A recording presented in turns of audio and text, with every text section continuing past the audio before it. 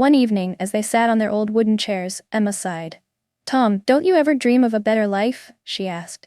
Tom smiled. "Of course I do, but as long as we have each other, we have everything."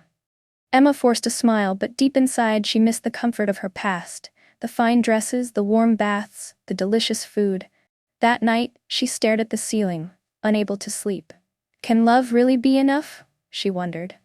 A week later, James, an old friend from Emma's past, arrived at their doorstep. He stepped out of a luxurious car, dressed in an expensive suit. He looked at Emma and smirked. "Emma, what are you doing here in this tiny house?" James asked. "You were born for a better life." Tom stood beside Emma, his hands rough from work. He felt small next to James. James reached into his pocket and pulled out a thick envelope. "Come back with me. I can give you everything." Emma's heart raced. Tom stayed silent, waiting for her answer. "I love Tom," she finally said, "and I'm not leaving." James laughed. "Let's see how long that love lasts." He placed a golden bracelet in her hands and walked away. That night, Emma held the bracelet tightly, her mind filled with doubt. Days turned into weeks, and Emma changed. She no longer smiled as much. She no longer laughed at Tom's jokes. One evening, Tom found her staring at the golden bracelet. "Do you regret marrying me?" he asked softly. Emma looked up, her eyes filled with unshed tears. "I don't know, Tom. I just wish life was easier." Tom's heart sank. He wanted to give her the world, but all he had were his 2 hands and his love. And for the first time, love didn't seem enough. One rainy morning, Emma packed a small bag. She turned to Tom, tears rolling down her cheeks. "I love you, Tom, but I can't live like this anymore." Tom felt his whole world shatter. "So you're leaving?" he whispered. Emma nodded. "I don't want to, but I have to." Tom didn't beg. He didn't stop her. He only said, "I hope you find what you're looking for." And with that, Emma walked away. The house felt emptier than ever. But Tom didn't cry. He worked. He worked harder than ever before.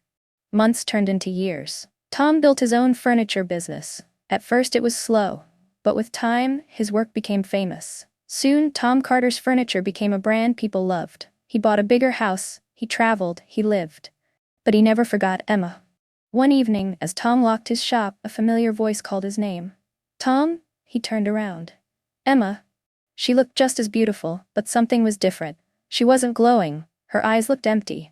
"Emma," he swallowed hard. "What are you doing here?" Emma's lips trembled. "I made a mistake." Tom stayed silent. "James gave me a mansion, expensive gifts, everything, but he never loved me. Not the way you did." Her voice cracked. "I was foolish. I thought money would make me happy, but it only made me lonely." Tom clenched his jaw. Emma stepped forward, her eyes begging. "Can we start over?" Tom took a deep breath. Years ago he would have said yes without thinking. But now, he had changed. He had grown. He was no longer the man who begged for love. "Emma," he said gently, "I loved you once, but love is about choosing to stay even when things get hard." Emma's eyes filled with tears. "You made your choice," he continued, "and so have I." She covered her mouth, trying to hold back a sob. For the second time she turned to leave. But this time Tom didn't feel broken. He felt free.